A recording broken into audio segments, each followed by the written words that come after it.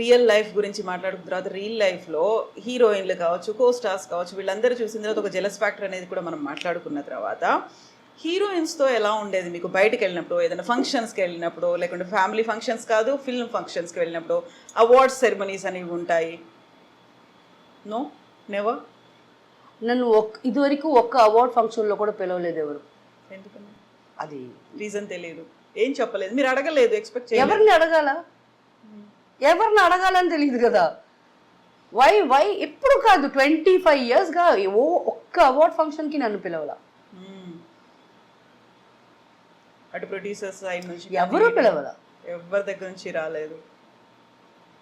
So అప్పుడే కదా మిగతా హీరోయిన్స్ చూసినప్పుడు మనకి ఎలా ఫీల్ అవుద్దని అట్లీస్ట్ అనుకొని చూడాలంటే కూడా ఎక్కడైనా ఎల్లుంటే కదా, మనం ఎక్కడ వెళ్ళలేదు కదా. యా, ఫిల్మ్ ఇండస్ట్రీ అనగానే ఒక రకమైన చిన్న చూపు ఉంటుంది. అంటే ఇప్పుడు కాదు, 25 ఏళ్ల క్రితం ఇప్పుడు కూడా ఉంది, చెప్పండి. ఇప్పుడు కూడా అలాగే ఉంది. You don't see any change? I don't see any change. అది అప్పటి నుంచి ఇది ఇట్స్ ఓషన్.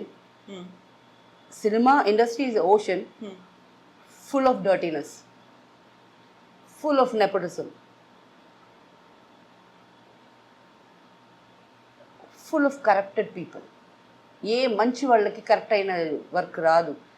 ఏమి ఇక్కడ హీరోయిన్స్ లేరా? తెలుగు అమ్మాయిలు తక్కువ ఉన్నారా? తమిళ అమ్మాయిలు తక్కువ ఉన్నారా? ఎందుకు తెచ్చుకుంటారు మీరు బాంబే నుంచి? ఎమీ జాక్సన్కి మనమే వర్క్ ఇవ్వాలా? పిలిపించి ఇన్ని కోట్లు ఆమెకి ఇచ్చి మనం వర్క్ ఇవ్వాలా? వాళ్ళకి అక్కడ వర్క్ ఉంటుంది. ఆ క్యారెక్టర్కి ఇక్కడ పెట్టండి అయ్యా. తెలుగు అమ్మాయిలు బాగాలేరా? ఎంతమంది ఎంత అందంగా ఉన్నారు, ఎంతమంది వర్క్ కోసం టాలెంటెడ్ ఉన్నారు, ఎత్తుకుతున్నారు. వాళ్ళని పట్టుకోకుండా ఏంటి మీరు చేసేసి అప్పటి నుంచి this is a shit. I don't care. ఇప్పుడు నేను ఇలాగంతా మాట్లాడిన దానికి నేను రేపు మీరు నాకు వర్క్ ఇరు ఈ మొహం మీరు ఇచ్చిన వల్ల నేను రాలా. నాకు ఆల్రెడీ ఉండేది ఉంటుంది, వచ్చేది నాకే వస్తుంది. సో నాకు ఎవరి మీద భయం లేదు. పెట్టుకోండి, పిలిపించండి తెలుగు అమ్మాయిల్ని. ఎంతోమంది నెల్లూరులో ఉంటారు, ఎతకండి. విజయవాడలో ఉన్నారు, ఎతకండి.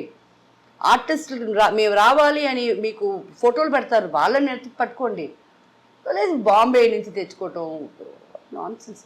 అయితే మీరు చేసినటువంటి మూవీస్ కావచ్చు, ఆ టైంలో మీకు ఉన్నటువంటి ఒక ఇమేజ్ కావచ్చు, ఆ నేపథ్యంలో ఇంట్లో ఫ్యామిలీ మెంబర్స్ ఏమో పర్లేదు కంటిన్యూ చేయమని చెప్పారు because you are getting money అనేది.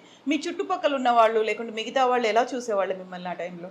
నాకు ఎప్పుడు ఎవరి గురించి కూడా ఆలోచించలేదు, లెక్కలేదు. మీరెవరు నన్ను ఏ చూపు చూసేదానికి కాదు.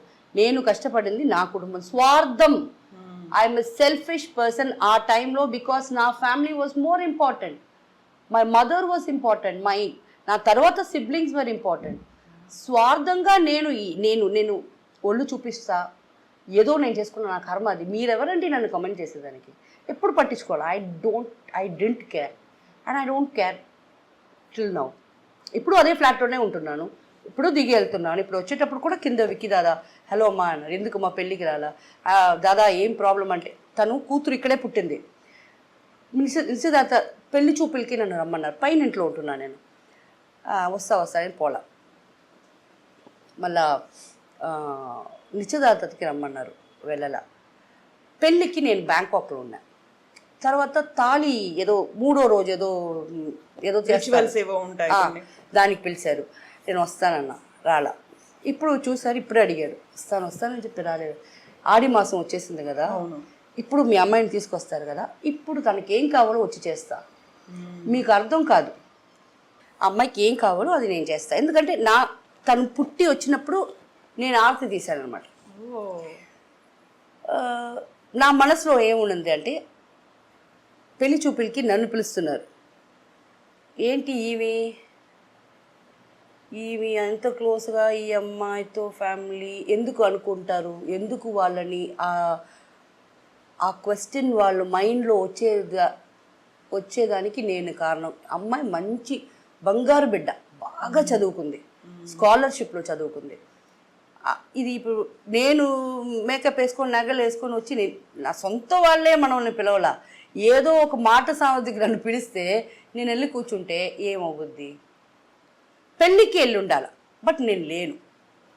ఈ తాళిగి ఈ రిచువల్స్కి అంతా నేను already I'm not married. So ఏంటిది ఇది ఎంతో వద్దు. ఇప్పుడు అమ్మాయి వస్తుంది 2 రోజుల్లో వస్తుంది, అమ్మ నీకు ఇంట్లో ఫ్రిడ్జ్ ఉందా, టీవీ ఉందా, ఏమేమి కావాలా చెప్పు, నెక్స్ట్ 1 నిమిషంలో రప్పించి ఇదే నీ పెళ్లి ప్రశ్న అయిపోలా. ఈ పెళ్ళిళ్ళకి వెళ్ళి వాళ్ళకి డౌట్లు వచ్చి వీళ్ళు ఇంత క్లోజ్గా ఉన్నారని చెప్పి అది నాకు కరెక్ట్ పడలా.